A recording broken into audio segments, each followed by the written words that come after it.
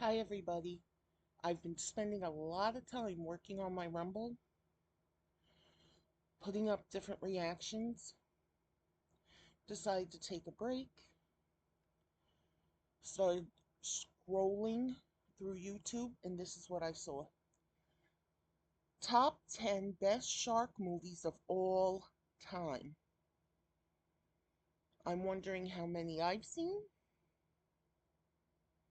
and how many you've seen. And maybe there are some new ones, I haven't seen and I might want to watch. Maybe you might want to watch it too. Here we go. Oh, wait a minute. Let me make sure the volume and everything's up. Okay, 100. Let me do my sound booster.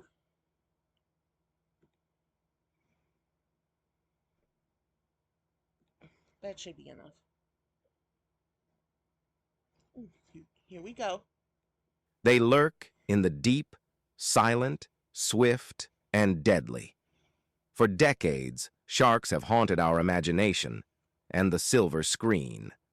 From heart-pounding thrillers based on true events to Sorry, pulse-racing action blockbusters that was a little too loud. Okay, back to it. and even powerful documentaries that reveal the truth behind the fear. Oh, and speaking of a documentary, I just saw on Facebook there's gonna be a documentary on National Geographic, Disney Plus, and Hulu on July 10th, all about Jaws because it's the 50th anniversary. I can't wait to see it. Shark movies have given us some of cinema's most unforgettable moments. But which ones truly stand above the rest? Deep Blue Sea, Today, we're diving into the top Underwater 10 best Jaws. shark movies of all time, a list packed with suspense, survival, and razor-sharp teeth. Whether you're a fan Oh, of classic cinema or modern okay. sea-soaked horror, there's something here that'll keep you hooked. Oh, that was So the stay first with us Jaws. until the very end. You might just discover a Disney, new favorite Jaws, lurking beneath the surface.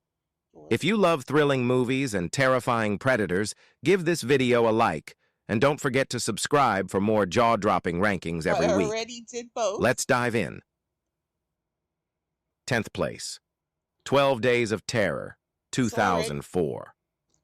Saw it. That was all about the Jersey Shore attacks back in the early 1900s, where it was the first time I think most people really found out that bull sharks can not only survive in seawater, but in fresh water. And these attacks took place over 12 days. And this was back when we didn't really have all the medical stuff we have now and helicopters flying ahead to see it. And this was in a freshwater. I don't know. To me, a pond is relatively small. This could have been a river. It could have actually been a river. I don't know. To me, rivers, there's a lot of movement in the water. But that shark even got kids because it was the blazing heat of summer. And I don't think back then there were air conditioners. I don't even know if there were fans other than the handheld ones that you flap back and forth like paper. But yeah, I did see this one. And to continue what I was saying, the kids were going in the water to cool off, and no one knew there would be a shark in there. Back then, everyone believed no sharks could go into fresh water. They found out the hard way they were wrong. One of the most overlooked entries in the shark movie genre, 12 Days of Terror isn't just about scares. It's about history. Yes. This made-for-TV film takes viewers back to the summer of 1916 when panic swept the Jersey Shore following a string of shark attacks that left authorities baffled and citizens terrified. What makes this film especially gripping is its foundation in real-life events that actually helped inspire Jaws. With its early 20th century setting and dramatic period visuals, The film immerses viewers in a time when science was limited, fear spread fast, and beach towns prioritized profits over public safety. Rather than relying on flashy CGI or constant jump scares, 12 Days of Terror crafts suspense through atmosphere. Yeah, to me, this was more of a dramatic movie. And what I mean by that is like Interview with a Vampire. They will put that in the horror genre because vampires, it's horror. But to me, that's more of a classical movie, like a classical retelling of a book. It's not the regular action horror you see. The same thing with, I forget the full name of the movie, but it was about the actual Dracula, the actual guy, Vlad Dracul, starring Rudolph Martin. And Rudolph Martin, I've seen him in two other things. One thing is NCIS. Ziva knew him. If you know anything about NCIS, the one with Mark Harmon, there used to be a detective there named Ziva. She knew him. He was some kind of terrorist. The first place I knew him from was All My Children. And I think him and Sarah Michelle Gellar, who was playing Kendall Hart, which was Erica Kane's daughter. Well, she was the first actress to play her. They had something going. Oh, three. Rudolph Martin was actually in an episode of Buffy the Vampire Slayer, and Spike told her that's Dracula. It's just a bunch of bullshit he does with the hypnotizing and whatever. He's still gonna kill you and eat you, drink your blood. But yeah, Rudolph Martin has something about him, man. I would put Rudolph Martin in the same category as I put Sam Elliott, Idris Elba, and there's so many more. I just can't think of it right now. It's they ooze this out. I used to call it swagger, what people use today, the word swagger, but I think it's way more than that. It's I don't know, if you feel it, you understand. Okay, back to the video. Margins and the horrifying sense of isolation in the water. If you're a fan of shark thrillers that also offer something a little different, more grounded, more historical, this film deserves your attention. It's a slow burn, but one that lingers. Ninth place. 47 meters down. I saw this one. This is another shark movie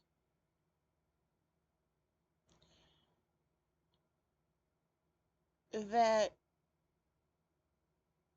and there are a lot of shark movies like this where I would say, like there's a movie called Open Water. This is a precautionary tale. You know, what happens in this movie, and this whole video is going to be alerts and whatever, but they go cage diving, these two friends. The line or the cable breaks, they land on the bottom, and it's very hard to get to them and get them out. And you know why you go cage diving? You want to go see the sharks. You want to get as close to them as possible. I used to want to do that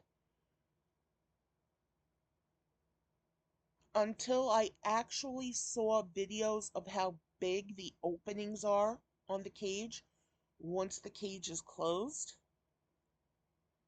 Even a small shark can hurt you and kill you. So I was like, never doing it.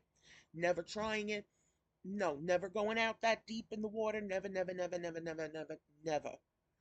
So to me, this and open water, which may or may not be on this list, those are precautionary tales.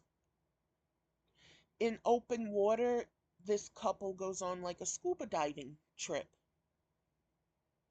The boat that takes them out there leaves them out there by accident. They're still down there exploring everything, enjoying themselves, but they thought they had all the people that came there on board and then they went home. And the two people were stuck out there. That's what makes, to me, these movies very scary. Like with Jaws. And even Jaws 2. Jaws 2, a lot of people say is a stupid movie. It talks about revenge. It's not revenge. It's just what sharks do. And that's what makes it scary because these things can happen. You're doing what humans do. You're playing in the water. You're admiring everything around. And then here comes a shark that lives in the water and eats in the water. Its whole life is in the water. You're in the water, you're considered food, they will eat you. So to me, this is more than a horror movie. It's more of a movie people should watch. And then if they ever try to do this stuff, remember this movie and try to take as many precautions as you can. 2017. 47 meters down plunges viewers into a harrowing underwater ordeal that combines claustrophobic tension with primal fear. The film follows two. Yeah, you see especially this one. There's even video on YouTube where in some cages, this might be a little wider and sharks have gotten through. And even a small shark, like I said, can hurt you and kill you. And you're trapped in that cage when it hits the bottom. I mean, not that it happens all the time, but you're trapped and you've only got a certain amount of air in those air tanks. What do you do when the air runs out? You either drown or you take your chances swimming to the top of the water in order to get out, but the shark or sharks are still around and can still get you. And then what if the boat left to go get help? You're still in the water with the sharks. Mandy Moore and Kate, Claire Holt, who, while vacationing in Mexico, decide to embark on a shark cage diving adventure. Their thrill-seeking turns into a nightmare when the cage's support cable snaps, sending them plummeting 47 meters to the ocean floor. Trapped in the depths with limited oxygen and surrounded by great white... And like you just saw, those sharks were too big to get in. But it's still the thing of what happens when you really, really get low on air. You either wait for the air to completely be gone and you drown, or you take your chances and try to swim to the surface. And what if the boat is not there? In this movie, the boat knew what happened and stayed there and tried to help. But it's still a precautionary tale because things can happen and there's no way to help you. They can do their best, but if they go into the water, they can get killed too. And a lot of people might say, well, good, let them. While the sharks are eating them, I'll get out. Not all the sharks are going to be going after that guy or the people who come to help you. They may be waiting for you to try to get out of the cage. They're not stupid creatures. Not at all. Must navigate the perils of the deep sea to survive. 47 meters down stands out in the shark thriller genre by focusing on psychological tension rather than gore, making the fear more palpable and relatable. Yes. Its unexpected twists and relentless pacing keep audiences engaged, proving that sometimes the most terrifying monsters are the ones we can't see. Yep. 8th place. The Meg. I love this movie. I saw The Meg too. And even right now, on the side of this YouTube video, it looks like there's a trailer for The Meg 3 Rise of the Kraken. If that's true, yes, I'm going to be watching it. But I could not get through Meg 2. There was a bunch of things about it I just didn't like it. But the Meg 1 I really did enjoy. And a lot of people are like, well, that's fake, that's phony, that could never happen.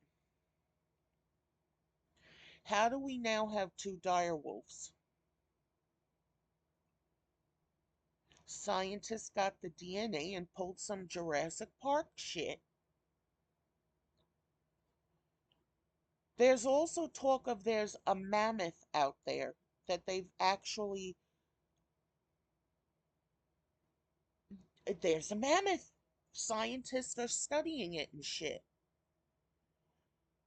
So who knows if they find in the ice a megalodon frozen. Like with cryogenics, it could be possible that certain animals, which this is what they are, we call them monsters, but a cat to a mouse is a monster. But we have cats as pets.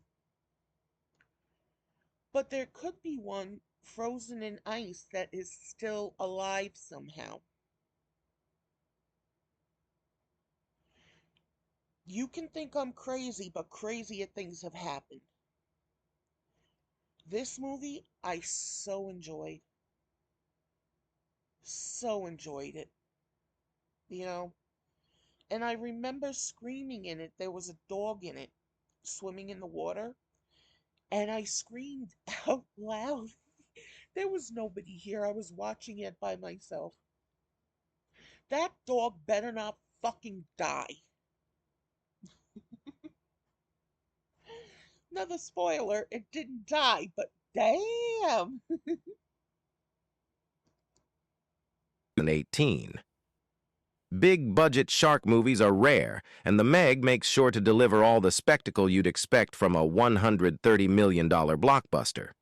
This film doesn't just bring a shark to the screen, it resurrects the most terrifying apex predator in history, the Meg. Well, no, I actually saw a video the other day. I didn't click on it. I should have, but I didn't. There might be something that was out there worse than the Megalodon. And now, from the title of the video, it didn't say they think it might still exist or nothing. Just that they found something that means there could have been something worse and bigger than the Megalodon that existed at one time. Megalodon. Clocking in at over 70 feet long, this prehistoric beast emerges from the depths of the Mariana Trench, and the chaos that follows is as gigantic as the creature itself.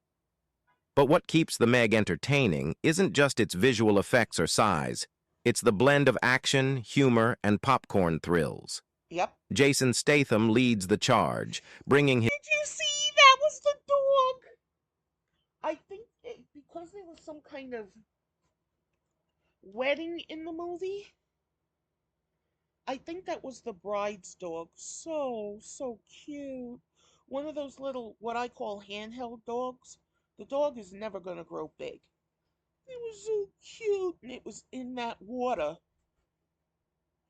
Maybe it was so small the Meg couldn't see it. I don't know. His signature grit to a story that feels like a mix between Jurassic Park and Jaws, with just enough absurdity to keep things fun. It's not a horror masterpiece, but it's exactly the kind of movie you watch when you want over-the-top entertainment with teeth. Yes. It's sleek, Yes. loud, and unapologetically larger than life. And with all the shark movies I've seen, which I've seen a ton, none beats Jaws, the first movie. And they're still talking about remaking it. I really hope if they do the first movie justice. They don't make it like Piranha 3D. They don't make it like it's just a bunch of sex. and a CGI shark like in Deep Blue Sea.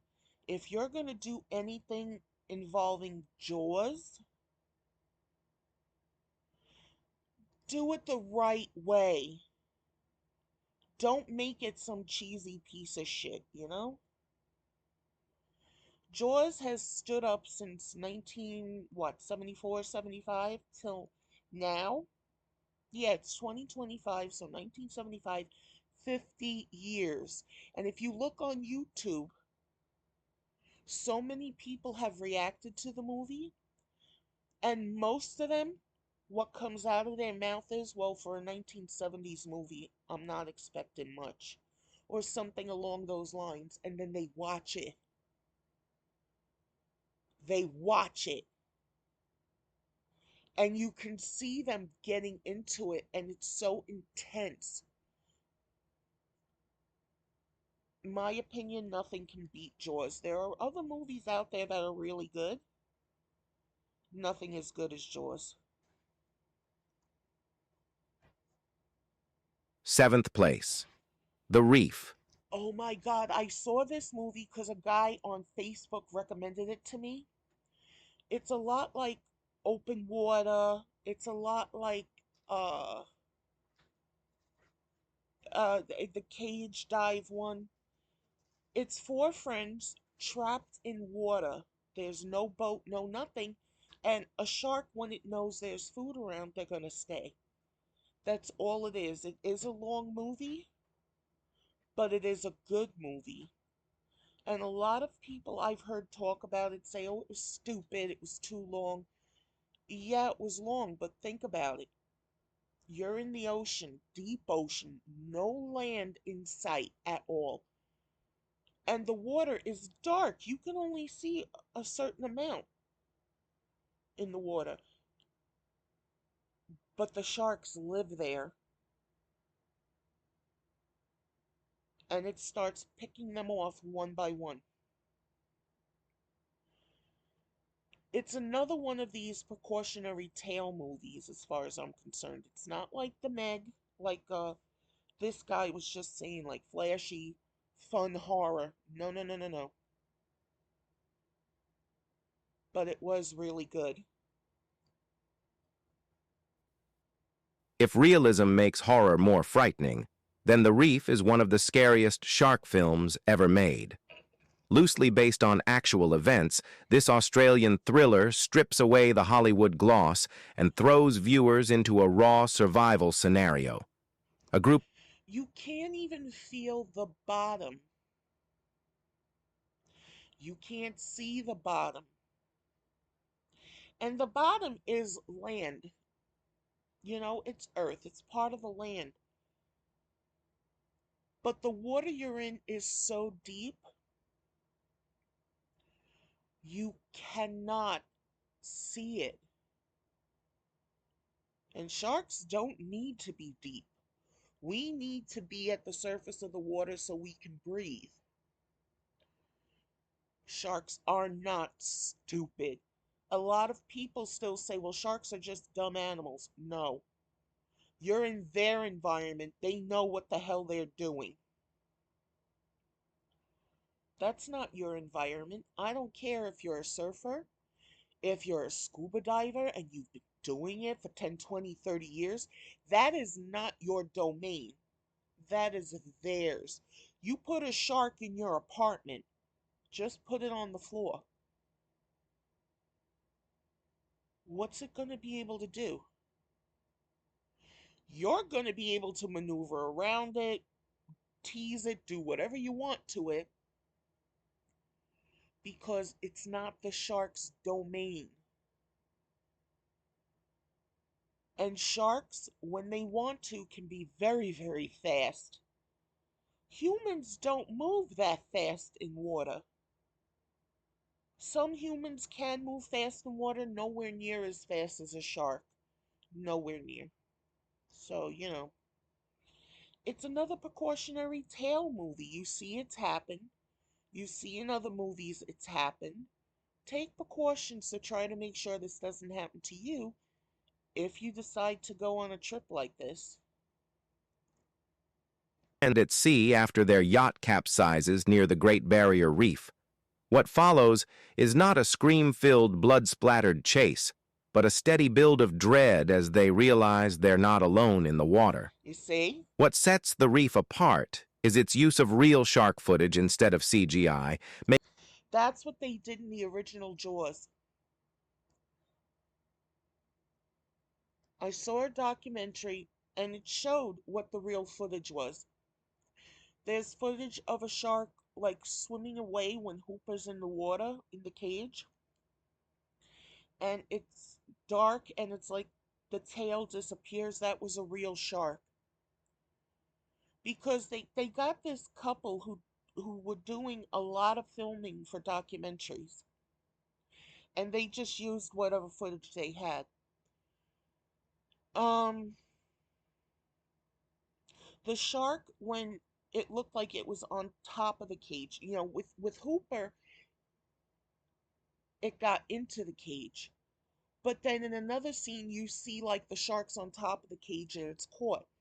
The shark on top of the cage was real, actual footage. A shark accidentally got caught on top of a cage with the documentary people. Steven Spielberg liked it and he put it into the movie. That's what makes Jaws so special. There were no computer graphics, there wasn't anything. That's all cutting and splicing and putting back together and practical effects, and it is a masterpiece. And I think if they try doing CGI,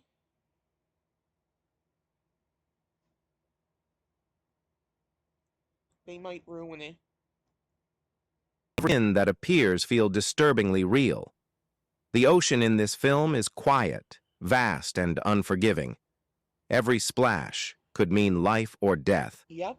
It's not about jump scares, but about the Nope. mental toll of waiting for something you can't see, Yep. but know is there. Yep. If you like your shark movies grounded, suspenseful, and psychologically intense, The Reef will pull you under. Yes. 6th place. Jaws 2!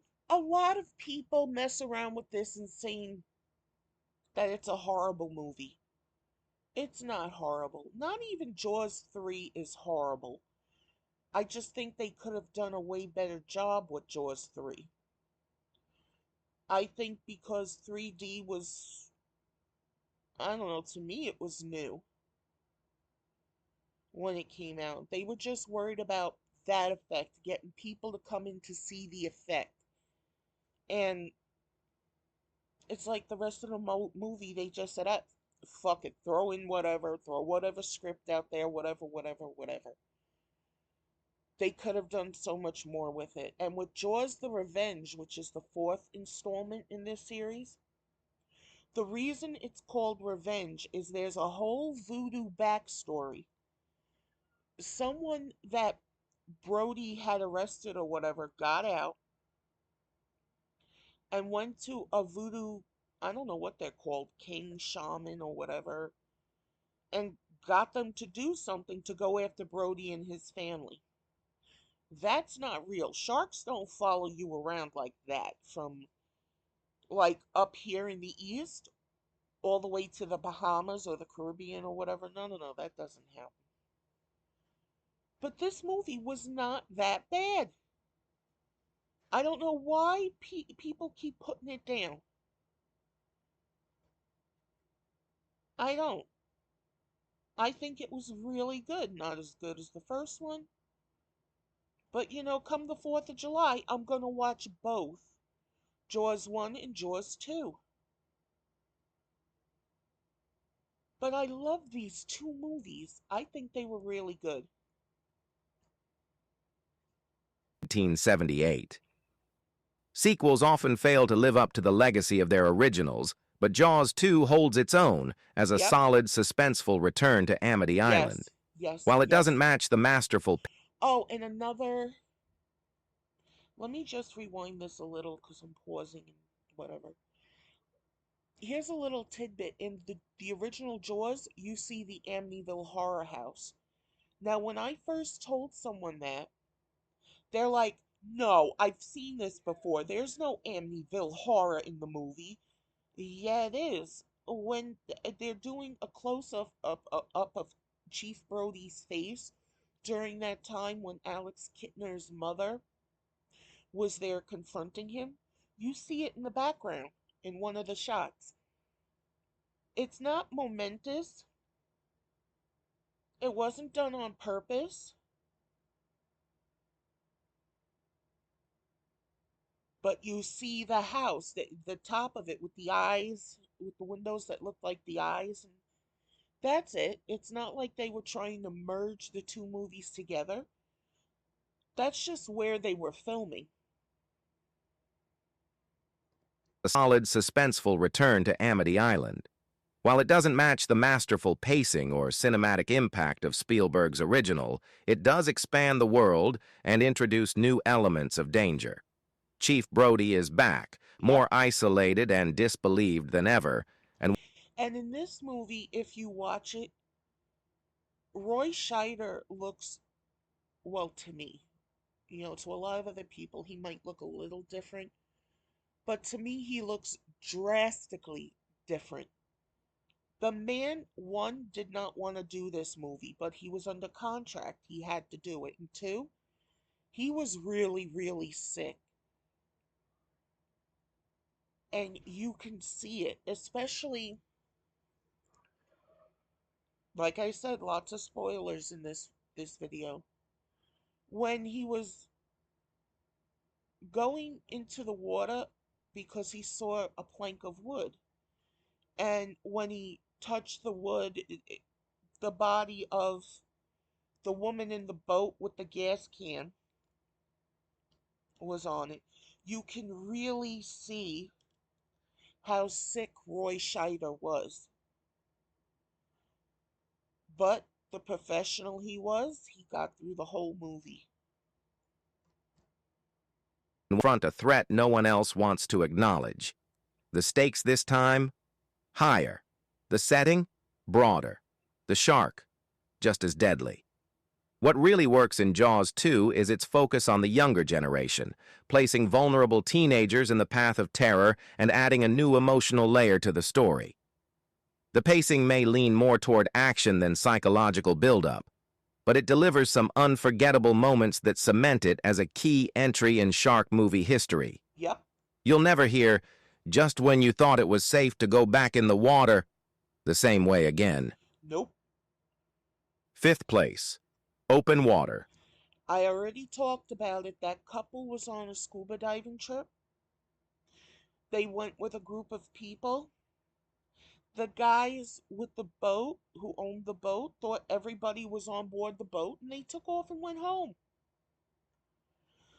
I think how people went and started looking for them, I think their family hadn't heard from them in a while and they started calling the hotel, the police, in that where they were. And I think that's how the search went for them. Or maybe at some point the guys in the boat or the other people realized, hey, we're missing two people. But it was days after the fact. They were surviving on nothing, and you can't drink seawater. It makes you sick. Number one, it's loaded with salt.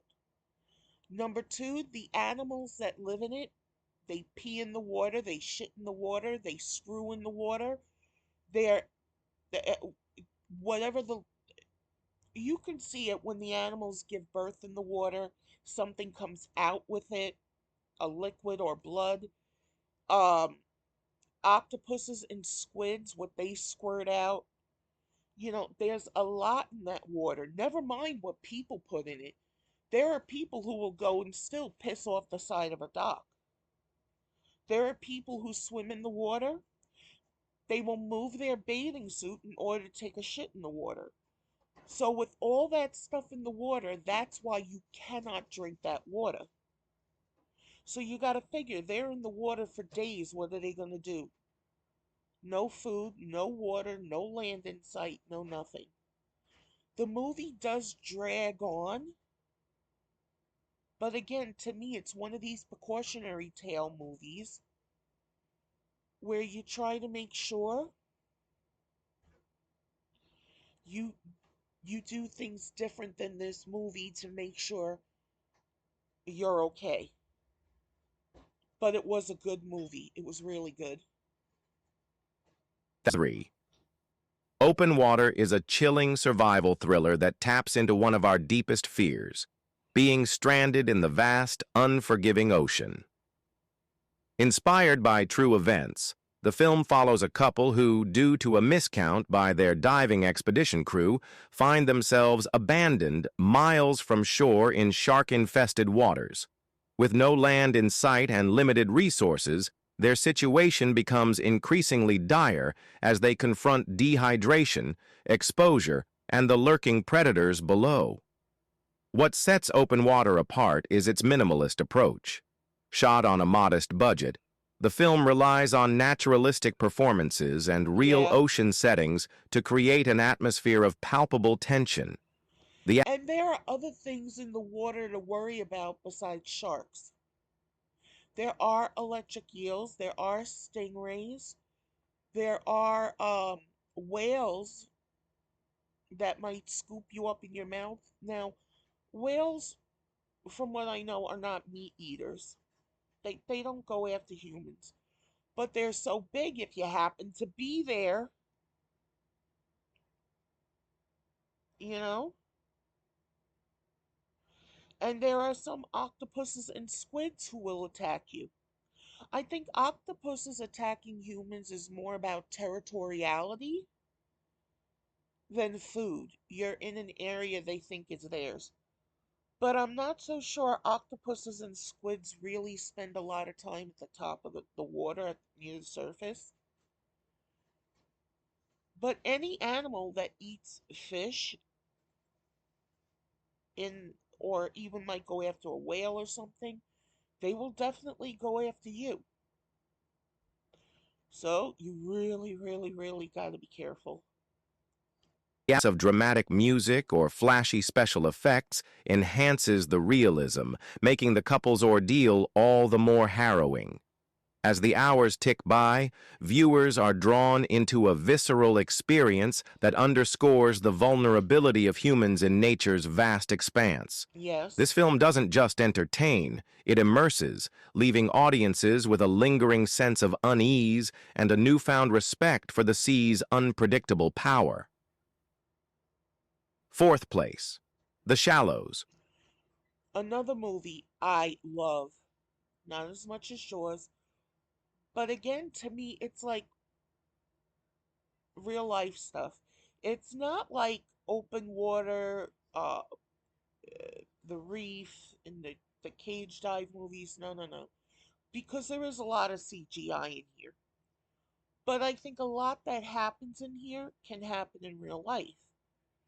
There's a scene where it's like the shark comes out of the water and it throws uh there are two guys in the water with her at one time. They're just swimming around. They don't even know what she's saying because they don't speak English or whatever. And it looks like the shark comes out of the water as well. The sharks do that to stun their prey and make it easier for them to eat them.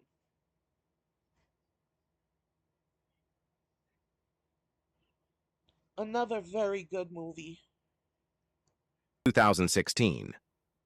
The Shallows delivers a gripping tale of survival, pitting a lone surfer against a relentless great white shark. Blake Lively stars as Nancy, a medical student seeking solace on a secluded beach after her mother's passing. And with her mother's passing, there's a nice story behind that. Okay, I think the mother was pregnant at the time. She went to this beach. It was secluded, no one really around. And there was like a rock formation that looked like a pregnant woman laying down. And that really spoke to the mother. And now that the mother is gone, Blake Lively's character wants to go there to feel closer to her mother. Her mother made it out of there without seeing a shark or whatever. Blake Lively, that doesn't happen to her. And I think everything that happens in this movie, where people are concerned, I think is true. I think that kind of stuff happens every day. There was a guy, she's screaming for help. He can see her on a rock in the middle of the ocean. And he's more interested in going through her shit and stealing from her.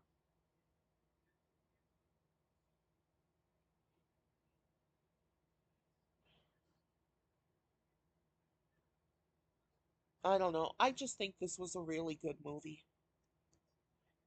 Street turns into a fight for life when she's attacked and stranded on a rock, just 200 yards from shore.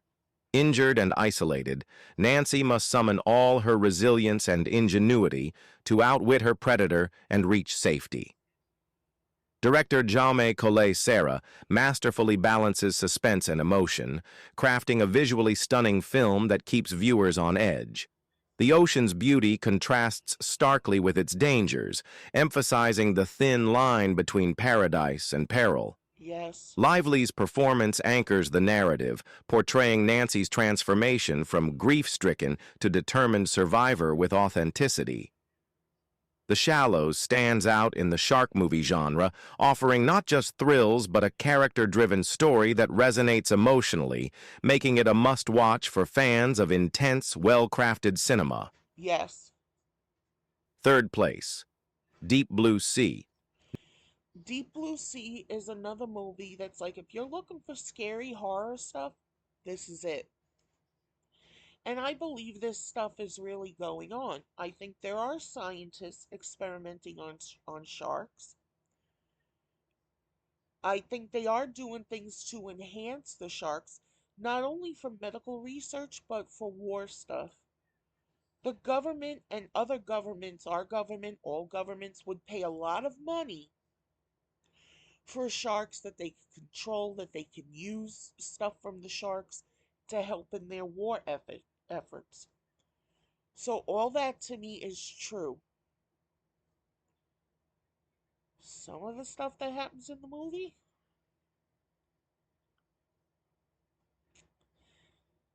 just helps make it a good horror movie to go watch for entertainment's sake. I enjoyed this movie. Now, I watched one of the others. I think there are three total Deep Blue Sea movies. I don't remember which one I tried to watch, number one and number two. I couldn't get into it. But this one was really good. Deep Blue Sea combines science fiction and horror in a high-octane thriller that explores the consequences of tampering with nature. Set in an isolated underwater facility, a team of scientists conducts experiments on mako sharks to find a cure for Alzheimer's disease.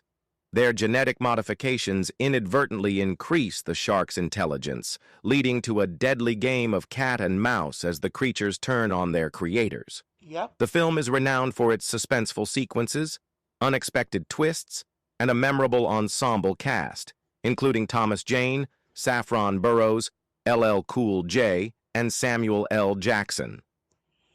I love LL Cool J, and there's a song from this movie called Deepest Bluest.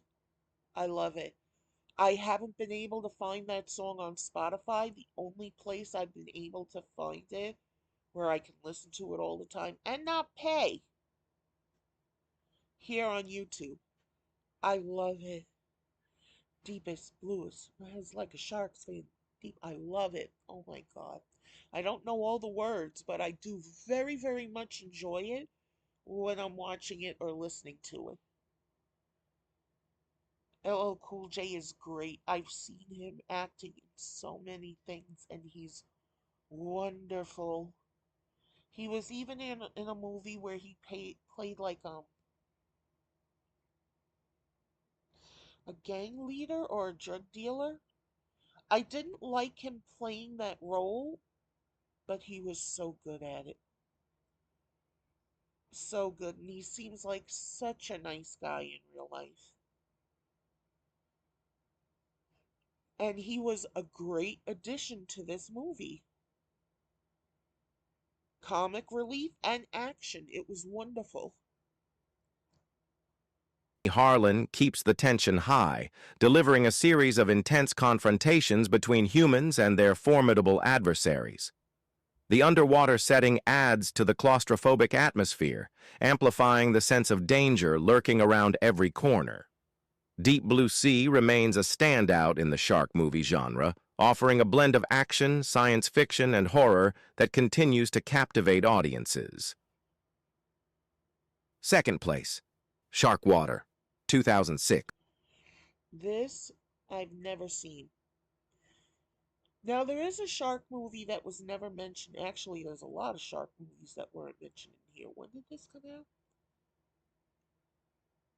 2 days ago. And this is from a channel called Top List. Uh,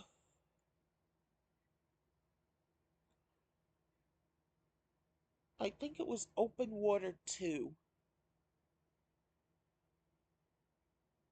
Um,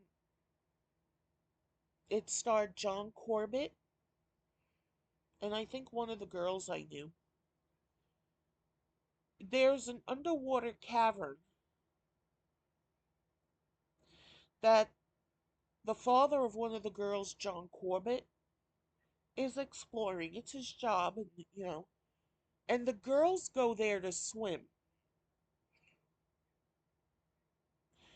They wind up getting lost or trapped there, and there are sharks there, but the sharks have evolved to be different than sharks we know.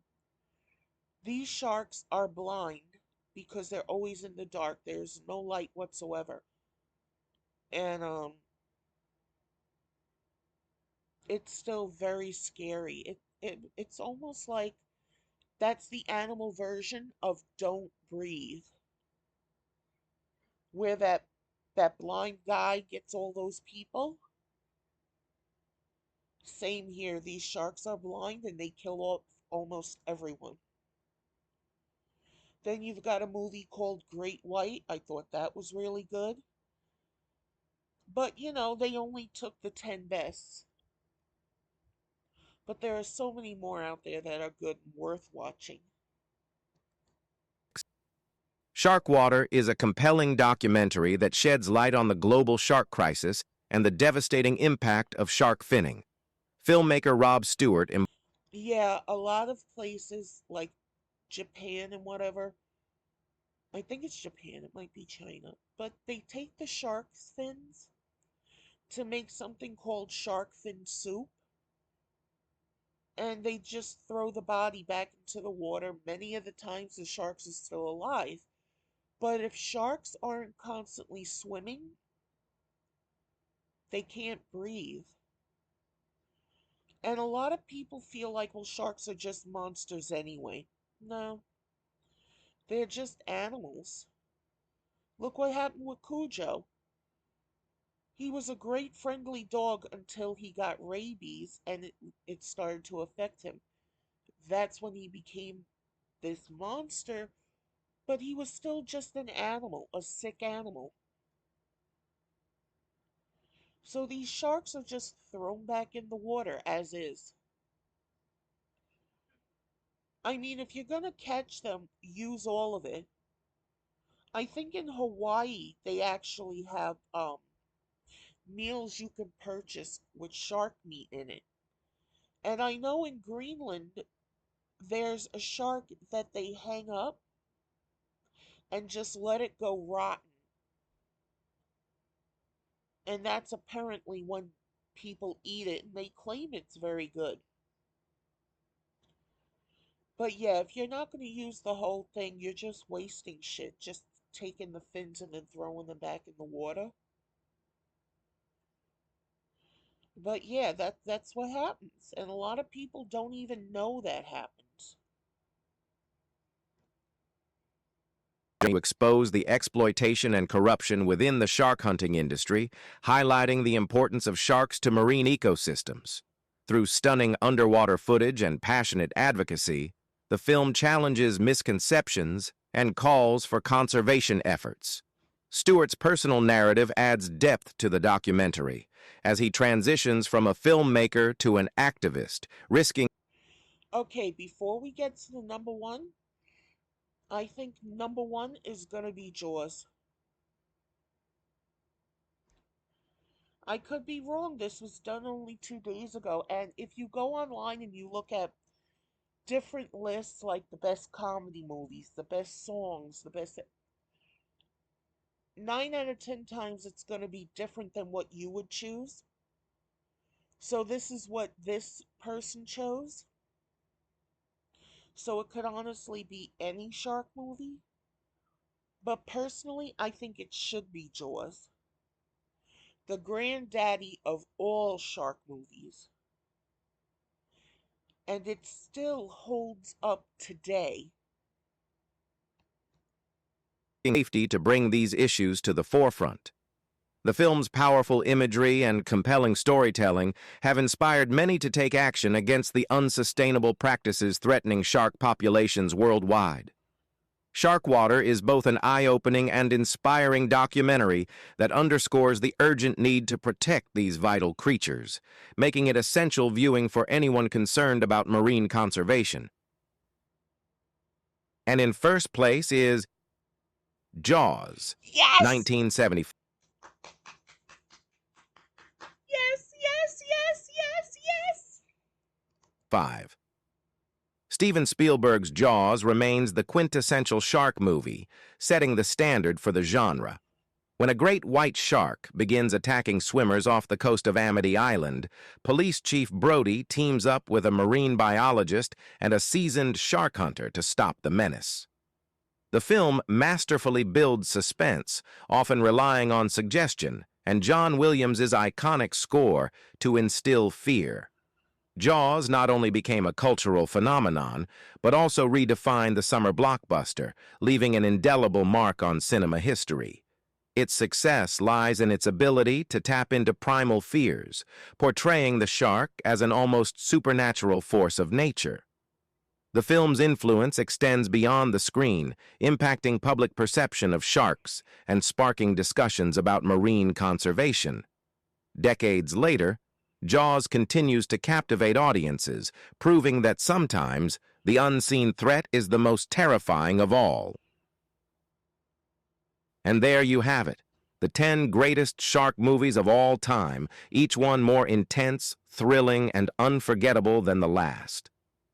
From deep-sea survival horror to blockbuster spectacle and eye-opening documentaries, these films prove one thing: sharks will never stop capturing our imagination or our fear. But now we want to hear from you. Which shark movie is your favorite? Did we miss one you think deserves a spot? Drop your thoughts in the comments below. We read every single one. If you enjoyed this deep dive, make sure to give the video a thumbs up. And don't forget to subscribe to the channel and hit the notification bell so you never miss a bite of our weekly movie countdowns and rankings.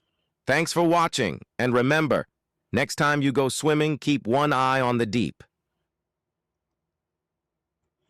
I really enjoyed this video,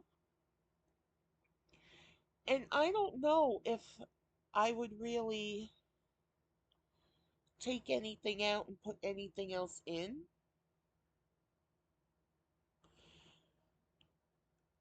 Because I think when we watch movies we love over and over again, we might say, okay, well, this one is number 10, that one's number 7. And then as years go on, you may still like it, but then you might say, no, this number 10 should actually be number 7, and number 7 should actually be number 10.